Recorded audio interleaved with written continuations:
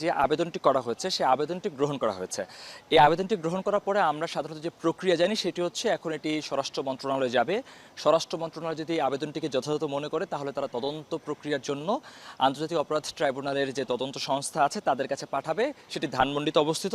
সেই তদন্ত সংস্থা থেকে তদন্ত কর্মকর্তা নিয়োগ দেওয়া হবে। তদন্ত করার পরে যদি মনে করে যে এখানে অপরাধের সংশ্লিষ্টতা রয়েছে তাহলে চার্জশিট গঠন করা হবে এবং চার্জশিট গঠন করার পরবর্তী সময়ে বিচার প্রক্রিয়া শুরু হবে। অর্থাৎ আজকে যে আবেদনটি মূলত সেটা হচ্ছে 15 জুলাই থেকে 5 আগস্ট পর্যন্ত এই 20 দিনে, যেখানে বলা হয়েছে গণহত্যার কথা বলা হয়েছে এবং কোটা সংস্কার আন্দোলনের জন্য যারা মাঠে নেমেছে সেই মাঠে নামা ব্যক্তিদেরকে সমূলে উৎপাটন শব্দটি এখানে গুরুত্বপূর্ণ, যে তাদেরকে একেবারে নিঃশেষ করে দিতে বলা হয়েছে এবং হুকুমের আসামি থেকে শুরু করে এই পরিকল্পনা যারা করেছে সেখানে সাবেক প্রধানমন্ত্রী শেখ হাসিনার কথা বলা হয়েছে এবং তার মন্ত্রিপরিষদের দুজনের কথা আছে। একই সাথে সেখানে পুলিশের ঊর্ধ্বতন কর্মকর্তাদের কথা বলা হয়েছে এবং দল হিসেবে আওয়ামী লীগ এবং তাদের অঙ্গ সংগঠন, যেহেতু আমরা যে বক্তব্যগুলো শুনেছিলাম যে কোটা সংস্কার আন্দোলনের প্রেক্ষিতে তৎকালীন সময়ের সাধারণ সম্পাদক, আওয়ামী লীগের সাধারণ সম্পাদক এবং একজন মন্ত্রী, তিনি বলেছিলেন যে ছাত্রলীগ একাই যথেষ্ট। এই যে বক্তব্যগুলো রেখেছেন সেই বক্তব্যগুলোকে কিন্তু আনা হয়েছে এখানকার আমলে। সুতরাং এই আবেদনের মধ্যে এইগুলোকে যদি গ্রহণ করা হয়